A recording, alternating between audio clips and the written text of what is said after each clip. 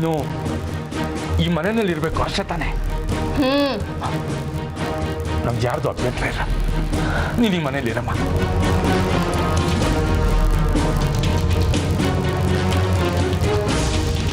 ಅದಕ್ಕೆ ತಿಳಿಸ್ಬಿಡಮ್ಮ, ದಯವಿಟ್ಟು ತಿಳಿಸಮ್ಮ.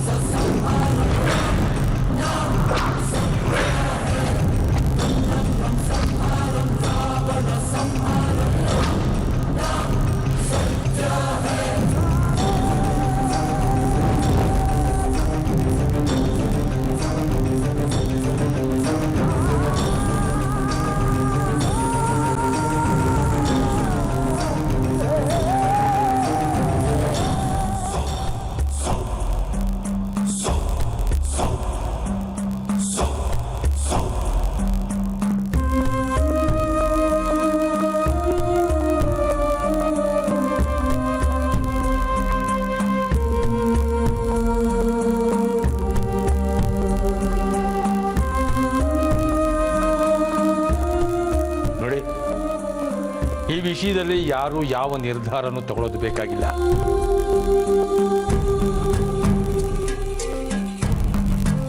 ಇದು ಸುಲಭಕ್ಕೆ ಬಗೆಹರಿಯುವಾಗ ಕಾಣ್ತಾ ಇಲ್ಲ.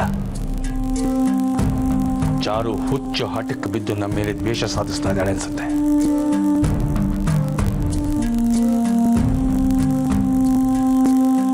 ಇದನ್ನ ಮಾತುಕತೆಯಲ್ಲಿ ತಾಳ್ಮೆಯಿಂದ ಬಗೆಹರಿಸ್ಕೋಬೇಕು. ಯಾರು ದುಡ್ಕಕ್ಕೆ ಹೋಗಬೇಡಿ ದಯವಿಟ್ಟು.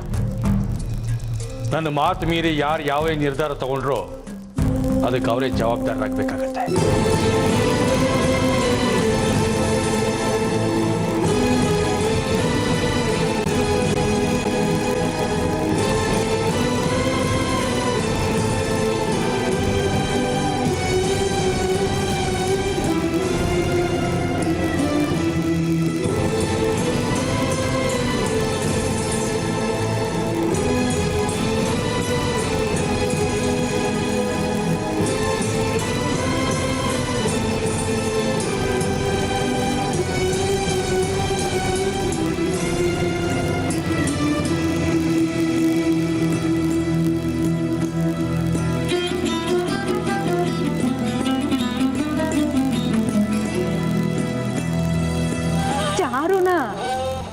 ನೀವ್ಯಾರು ಈ ಮನೆಯಿಂದ ಕಳಿಸೋದಕ್ಕೆ ಸಾಧ್ಯನೇ ಇಲ್ಲ. ನೀವುಗಳು ಅದೆಷ್ಟೇ ಮಾರ್ಗಗಳನ್ನ ಹುಡುಕಿದ್ರು ಕೊನೆಗುಳಿಯೋದು ಮಣ್ಣೆ.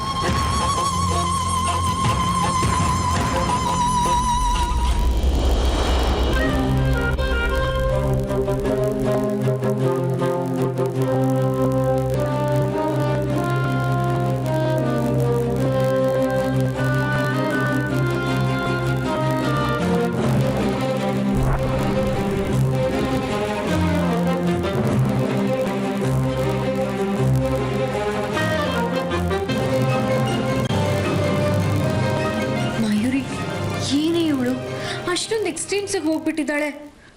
ನೇಣು ಹಾಕೊಂಡು ಸಾಯ್ತೀನಿ ಅಂತ ಬೇರೆ ಹೇಳ್ತಾಳೆ. ಸಾಯೋಳಲ್ಲ ಕಣೆವಳು, 4 ಜನರನ್ನ ಸಾಯಿಸ್ತಾಳ ಅಷ್ಟೇ. ಕರೆಕ್ಟ್.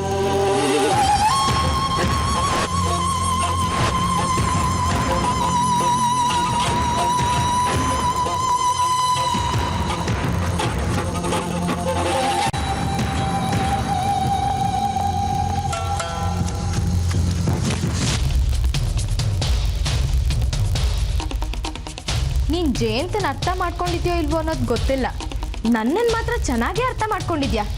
ನೋಡು, ಈ ನಿನ್ನ ಆಟಗಳನ್ನೆಲ್ಲ ಮನೆಯವ್ರ ಮುಂದೆ ಪ್ರದರ್ಶನ ಮಾಡು. ನನ್ನ ಹತ್ರ ಇದೆಲ್ಲ ವರ್ಕೌಟ್ ಆಗಲ್ಲ. ವರ್ಕೌಟ್ ಆಗದೆ ಇರೋ ಜಾಗದಲ್ಲಿ ವರ್ಕೌಟ್ ಮಾಡ್ಕೊಳ್ಳೋ ಅಂತ ಕಲೆ ನನಗೆ ರಕ್ತಗತವಾಗೇ ಬಂದಿದೆ ಕಣೆ. ಅದನ್ನ ನೀನು ನೋಡಿದ್ರೇನೆ ಗೊತ್ತಾಗುತ್ತೆ.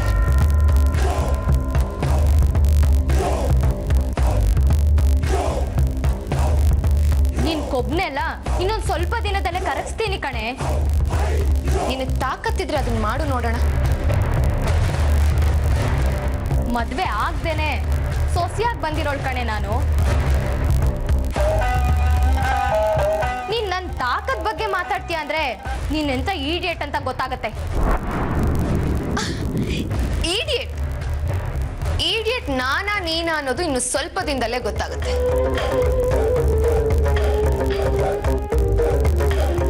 ಜಯಂತಿನ ಕರ್ಕೊಂಡು ಎಲ್ಲಾದ್ರೂ ಓಡ್ ಹೋಗೋಣ ಅಂತ ಪ್ಲಾನ್ ಮಾಡ್ಕೊಂಡಿದ್ಯಾ? ನನಗಿನ್ನೂ ಅಂತ ಸ್ಥಿತಿ ಬಂದಿಲ್ಲ, ಬರೋಕ್ಕೂ ಬಿಡಲ್ಲ ನಾನು. ನಾನೇ ನಿಂತರ ಅನ್ಕೊಂಡಿದ್ಯಾ ಎಲ್ರ ಹತ್ರನೂ ಉಗಿಸ್ಕೊಂಡು ಏನೂ ಆಗಿಲ್ಲ ಅಂತ ನಾಟಕ ಮಾಡ್ಕೊಂಡು ಬದುಕಕ್ಕೆ? ಸ್ವಾಭಿಮಾನ ಇರೋಳು ನಾನು. ಇನ್ ಸ್ವಲ್ಪ ದಿನಕ್ಕೆ ಆ ಸ್ವಾಭಿಮಾನನ ಮೂಟೆ ಕಟ್ಟು ಮೂಲೆಗೆ ಎಸ್ಬಿಡ್ತೀನಿ. ಬರೀ ಮಾತಾಡ್ತಿಯಲ್ಲ ಚಾರು, ಅದೇನ್ ಮಾಡ್ಬೇಕು ಅಂತಿದ್ಯೋ ಮಾಡಿ ತೋರ್ಸು. ತೋರಿಸ್ತೀನಿ ಕಣೆ, ತೋರಿಸ್ತೀನಿ. ಎಲ್ಲಾರ ಮುಂದೆ ನಿನ್ ತಲೆ ತಗ್ಸೋ ಹಾಗೆ ಮಾಡ್ತೀನಿ. ಜನ ಎಲ್ಲ ನಿನ್ನನ್ನ ಚೀತು ಅಂತ ಉಗ್ಯೋಗ ಮಾಡ್ಲಿಲ್ಲ ಅಂದ್ರೆ ನನ್ನ ಹೆಸರನ್ನೇ ಬದಲಾಯಿಸ್ಕೋತೀನಿ.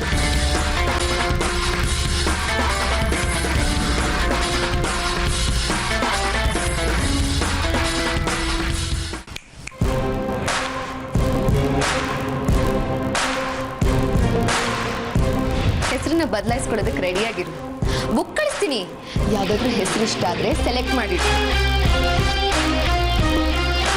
Very good. ಗೇಮ್ ತುಂಬಾ ಇಂಟ್ರೆಸ್ಟಿಂಗ್ ಆಗಿದೆ. ನಾನ್ ರೆಡಿ.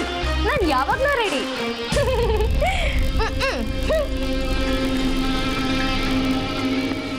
ಮಯೂರಿ, ಮೇಘ, ನಾನು ಈ ಮನೆ ಬಿಟ್ಟು ಹೋಗೋ ಪ್ಲಾನ್ನ ಚೇಂಜ್ ಮಾಡ್ಕೊಂಡಿದ್ದೀನಿ. ಈ ಮನೇಲಿ ನಾನು ಇರ್ತೀನೋ ಇವಳು ಇರ್ತಾಳೋ ನೋಡೇ ಬಿಡೋಣ.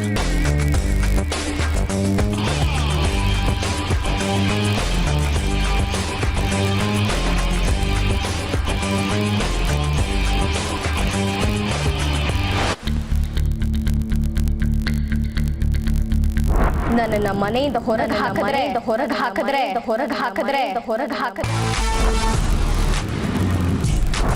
ಸತ್ ಹೋಗ್ತೀನಿ.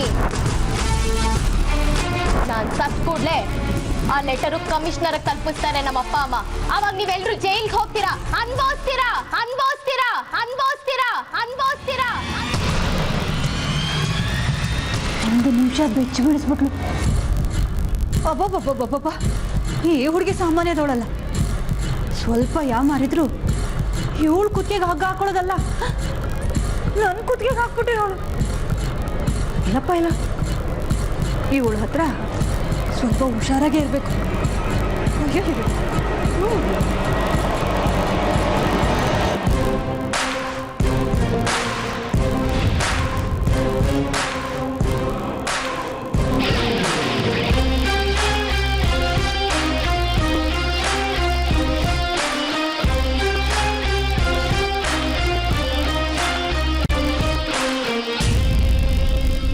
ಅತ್ತೆ ಅತ್ತೆ, ಏನ್ ಬೇಕತ್ತಿತ್ತು? ಏನಾದ್ರು ಬೇಕಿತ್ತ? ಆಗ್ಲೇ ನಡೆದಿದ್ದನ್ನ ನೆನ್ಸ್ಕೋತಿದ್ದೀರಾ? ಏನೇನಮ್ಮ ಚಾರು, ಎಲ್ರೂ ಹಣಗಾಯಿ ನೀರ್ಗಾಯಿ ಮಾಡ್ಬಿಟ್ಟಿಯಲ್ಲ. ನೀನು ಹಾಗೆ ಮಾಡಿ ಜಯಿಸ್ತಿ ಅಂತ ನನ್ನ ಕನಸಿನಲ್ಲೂ ಅಂದ್ಕೊಂಡಿರ್ಲಿಲ್ಲಮ್ಮ. ಯುದ್ಧಕ್ಕೆ ಯಾರಾದ್ರೂ ಬರೀ ಕೈಯಲ್ಲಿ ಹೋಗ್ತಾರ ಅತ್ತೆ? ಕತ್ತಿ, ಗುರಾಣಿ, ಬಿಲ್ಲು, ಬಾಣ, ಕವಚ ಇದೆಲ್ಲ ಹಿಡ್ಕೊಂಡು ತಾನೇ ನುಗ್ಗೋದು. ಈ ಮನೆಗೆ ಕಾಲಿಡಬೇಕು ಅಂತ ಡಿಸೈಡ್ ಮಾಡಿದ್ಮೇಲೆ ಯಾರ್ಯಾರು ಯಾವ್ಯಾವ ರೀತಿ ಕಿರಿಕ್ ಮಾಡ್ಬೋದು ಅಂತ ಯೋಚನೆ ಮಾಡಿ ಅದಕ್ಕೆಲ್ಲದಕ್ಕೂ ಒಂದು ಪ್ಲ್ಯಾನ್ ಮಾಡಿಕೊಂಡೇ ಬಂದಿರೋದು ನಾನು. ಅವರಿಗೆಲ್ಲ ಒಂದೊಂದು ಪ್ಲ್ಯಾನ್ ಇಟ್ಕೊಂಡು ಹಾಗೆ ನನಗೂ ಏನಾದರೂ ಒಂದು ಪ್ಲ್ಯಾನ್ ಇಟ್ಕೊಂಡೇ ಬಂದಿರ್ತಾಳೆ ಇವಳು. ಇಟ್ಕೊಂಡಿರ್ತಾಳೆ.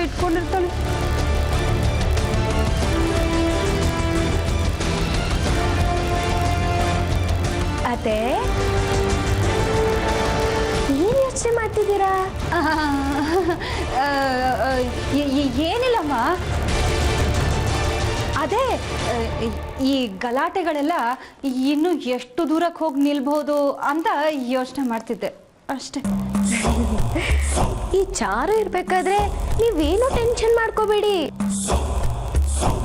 ಸ್ವಲ್ಪ ನಿಧಾನ ಆದ್ರೂ ಜಯಂತವ್ರು ನಮ್ಮ ಕಡೆ ವಾಲೇ ವಾಲ್ತಾರೆ. ಇಲ್ಲ ಚಾರು, ಆ ಮಯೂರಿ ಮನೇಲಿರೋ ತನಕ ಅದು ಸಾಧ್ಯ ಇಲ್ಲ. ಅವಳು ಈ ಮನೆಯಿಂದ ಹೊರಗೆ ಹೋದ್ರೆ ಅವನ ಮನಸ್ಸು ನಿನ್ನ ಕಡೆ ವಾಲೆ ವಾಲತ್ತೆ. ಆಮೇಲೆ ಎಲ್ಲ ಸರಿ ಹೋಗುತ್ತೆ. ಅದಕ್ಕೊಂದು ಸ್ಕೆಚ್ ಇದೆ ನನ್ನ ಹತ್ರ. ಟೈಮ್ ನೋಡಿ ಪ್ಲಾನ್ ಮಾಡ್ತೀನಿ. ತಗೊಳ್ಳಿ, ಇದು ನಿಮ್ದು. ಏನಮ್ಮ ಇದೆ ಇದರಲ್ಲಿ? ತೆಗೆದು ನೋಡಿ. ಅಮ್ಮ, ಅಯ್ಯೋ ದೇವ್ರೆ, ಏನ್ ಚಾರು ಇಷ್ಟೊಂದು ಬಾರಕ್ಕಿದೆ?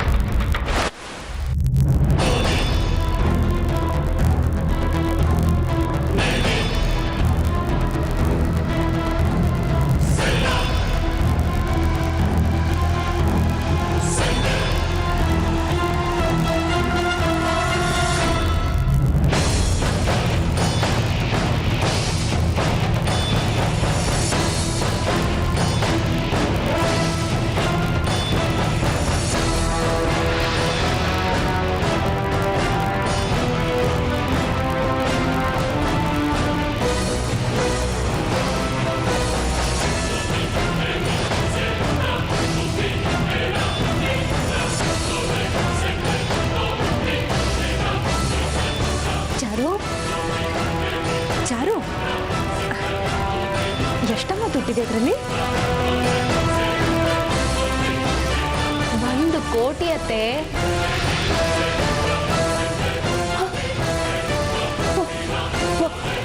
ಒಂದು ಕೋಟಿನ? ಯಾಕಮ್ಮ ಈ ದುಡ್ಡು? ಗಿಫ್ಟ್ ಕೊಡೋದಕ್ಕೆ. ಗಿಫ್ಟಾ? ಹ್ಮ್ ಹ್ಮ್ ಹ್ಮ್, ನೀನ್ ಕೊಡ್ತೀಯ ಬಿಡು. ಚಾರು, ಈ ಗಿಫ್ಟ್ ಇಸ್ಕೊಳ್ಳೋ ಅದೃಷ್ಟವಂತರು ಯಾರಮ್ಮ? ಇನ್ಯಾರತ್ತೆ? ನೀವೇ.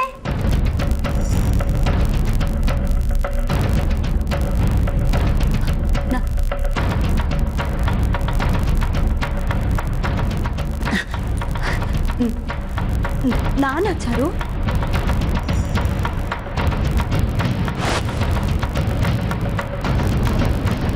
ನಿಮ್ಗೆ ಅತ್ತೆ ಇದೆಲ್ಲ? ಇದೆಲ್ಲ ನನಗೇನಾ?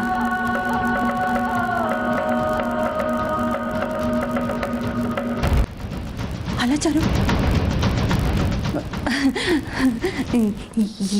ಇಷ್ಟೊಂದು ದುಡ್ಡು ಇಟ್ಕೊಂಡು ನಾನೇನಮ್ಮ ಮಾಡಲಿ?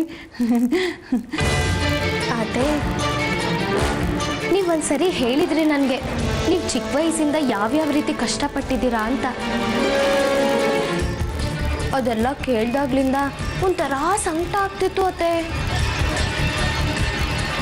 ನಾನು ಸೊಸೆಯಾಗಿ ಬಂದ ತಕ್ಷಣ ನಮ್ಮ ಅತ್ತೆ ಆಸೆನೆಲ್ಲ ಈಡೇರಿಸ್ಬೇಕು ಅಂತ ಡಿಸೈಡ್ ಮಾಡಿದ್ದೆ. ತಾಳಿ ಕಟ್ಟಿಲ್ಲ ಅನ್ನೋದನ್ನು ಬಿಟ್ರೆ ನಾನು ಯಾವತ್ತಿಗೂ ನಿಮ್ಮ ಸೊಸೆನೆ.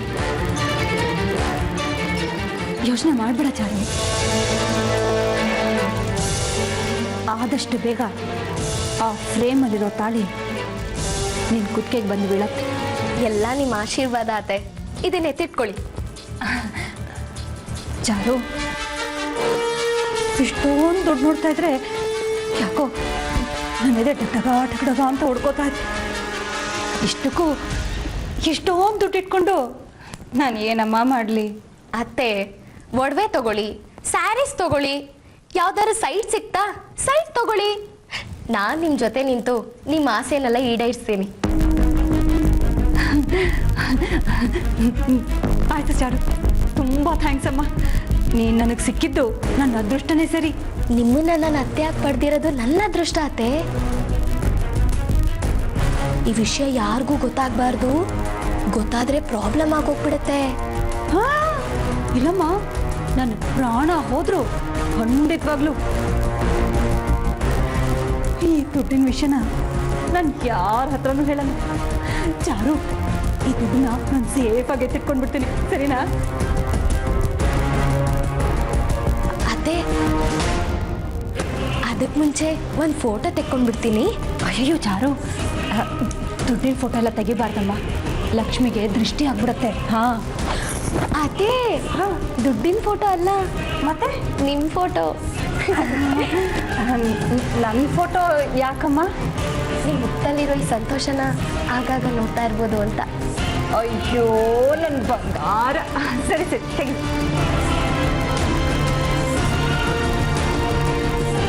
ಸರಿ ಒಂದು ನಿಮಿಷ. ಈಗ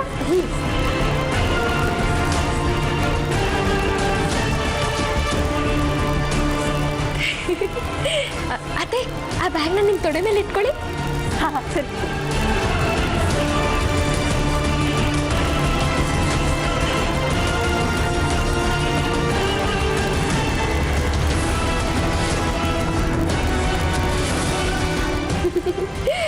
ಇಷ್ಟು ಸಾಕತ್ತೆ, ನನಗೆ ಸಂತೋಷ ಆಯಿತು. ಬಂಗಾರ. ಈ ದುಡ್ಡೆಲ್ಲ ನಂದೆ. ಅದರಲ್ಲಿ ನನಗೆ ಬೇಕಾದರೂ ತಗೋಬೋದು.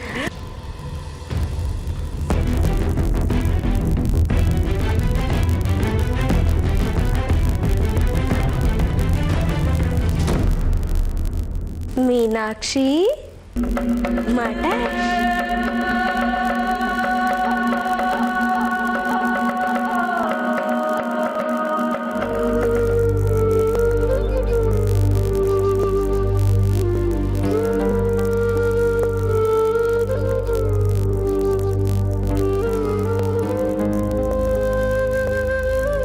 ಏನ್ರಿ ಮಾಡೋದೀಗ? ನನಗೂ ಏನು ತೋರಿಸ್ತಾ ಇಲ್ಲ ಸುಮತಿ. ಎಲ್ಲ ಜಯಂತನ ಹುಚ್ಚತನದಿಂದ ಹಿಂಗಾಗ್ತಾ ಇರೋದು. ನನಗೆ ಬರ್ತಾ ಇರೋ ಕೋಪಕ್ಕೆ ಅವನನ್ನ ನೀವು ಹೀಗೆ ಆವೇಶ ಪಟ್ರೆ ಹೇಗೆ? ಮತ್ತೇನು ಮಾಡುವಂತೆ ಸುಮತಿ? ಸಾಮಾನ್ಯವಾಗಿ ಮದುವೆ ನಿಂತ್ರೆ ಆ ಹೆಣ್ಣು ಕಣ್ಣೀರು ಹಾಕೊಂಡು ತವ್ರ ಮನೆಗೆ ಹೋಗೋದು ನೋಡಿದೀವಿ. ಈ ರೀತಿ ಹುಡುಗನ ಮನೆಗೆ ಬಂದು ದಾಳಿ ಮಾಡೋದೆಲ್ಲರೂ ನೋಡಿದೀವಿ. ಕುತ್ತಿಗೆನಲ್ಲಿ ತಾಡಿ ಇಲ್ಲ. ನಾನು ಈ ಮನೆ ಸೊಸೆ ಅಂತ ಜಬರ್ದಸ್ತ್ ಮಾಡ್ತಾಳಲ್ಲ, ಏನ್ ಹೇಳ್ಬೇಕು ಅವಳಿಗೆ? ರೀ, ಸಾಲದಕ್ಕೆ ಅವಳು ನೇಣು ಹಾಕೊಂಡು ಸಾಯ್ತೀನಿ ಅಂತ ಬೇರೆ ಹೇಳ್ತಾ ಇದ್ದಾಳೆ. ಅವಳು ನಿಜವಾಗ್ಲೂ ಹಾಗೇನಾದ್ರೂ ಮಾಡ್ತಾಳ? ಹಸೆ ಮೇಣೆ ಮೇಲೆ ಕೂತು ಮದುವೆ ನಿಲ್ತಲ್ಲ, ಅದಕ್ಕೆ ತಲೆ ಕೆಟ್ಟಿರ್ಬೇಕು. ಅಲ್ಲ ಸುಮತಿ, ನಮ್ಮನ್ನು ನೋಡಿದ್ರೆ ತಲೆ ಬಗ್ಗಿಸ್ಕೊಂಡು ಓಡಾಡೋಳು, ಕಾಲಿಗೆ ನಮಸ್ಕಾರ ಮಾಡೋಳು. ಈಗ ರೌಡಿ ಥರ ಆಡ್ತಾಳೆ ಅಂದ್ರೆ ನಂಬಕ್ ಸಾಧ್ಯ ಆಗುತ್ತಾ? ಏನೋ ರೀ, ನಮ್ಮನೆಗೆ ರಾವ್ ಬಡ್ದಂಗೆ ಆಗ್ಬಿಟ್ಟಿದೆ. ಅದಕ್ಕೆ ಹೀಗೆಲ್ಲ ನಡೀತಾ ಇದೆ. ಈ ವಿಷಯ ಊರ್ನವ್ರಿಗೆ ಗೊತ್ತಾದ್ರೆ ನಾವು ಮುಖ ತೋರ್ಸಕ್ಕಾಗತ್ತಾ? ರೀ, ತ್ರಿಪುರ ಸುಂದರಿ ಅವರು ನಮ್ಮ ಬಗ್ಗೆ ಏನ್ ಅನ್ಕೋತಾರೋ ಏನು. ಮೊದಲೇ ಆ ಅಂದ್ರೆ ಹೂ ಅಂದ್ರೆ 24 ಮಾತಾಡಿ ಮದ್ವೆ ನಿಲ್ಸ್ಬಿಡೋಣ ಅಂತಿರ್ತಾರೆ. ಅಂಥದ್ರಲ್ಲಿ ಈ ಹುಡುಗಿ ಬಂದು ನಮ್ಮನೆಯಲ್ಲೇ ಇದ್ದಾಳೆ ಅಂದ್ರೆ ನಮ್ಮ ಮೇಘನ್ ಗತಿ ಏನ್ರಿ? ಆಗ ಜಯಂತ ಮಯೂರಿ ಇಬ್ರು ಮನೆ ಬಿಟ್ಟು ಓಡ್ ಹೋದಾಗ ದೊಡ್ಡ ರಂಪ ರಾಮಾಯಣ ಆಗಿ ಕೊನೆಗೆ ನೀವು ಹೋಗಿ ಎಲ್ಲ ಸರಿಪಡಿಸಿದ್ರಿ. ಈಗ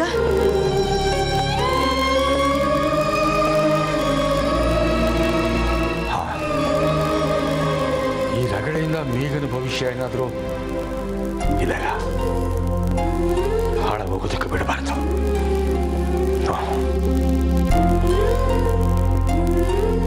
ಅಲ್ಲೇ ಚಾರು ಅಪ್ಪ ಅಮ್ಮ ಏನು ಹೇಳಿದ್ರು ಅವ್ರು ಒಪ್ತಾ ಇಲ್ಲ.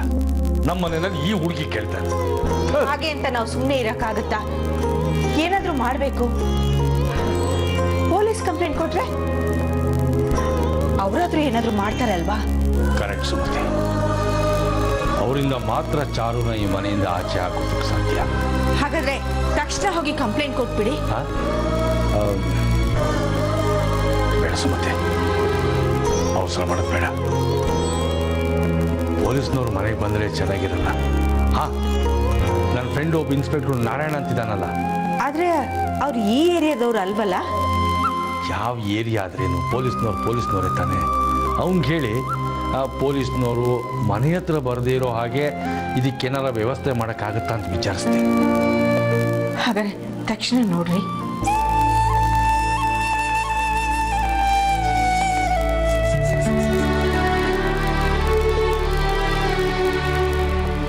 ನೀರು ಕೊಡು.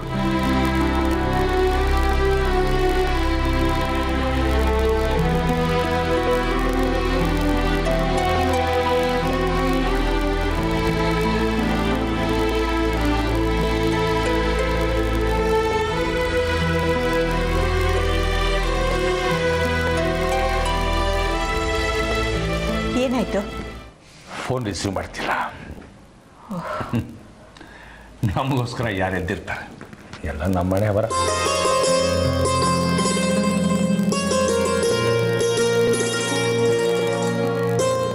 ಬೆಳಿಗ್ಗೆ ಪ್ರಯತ್ನ ಪಡ್ತೇನೆ.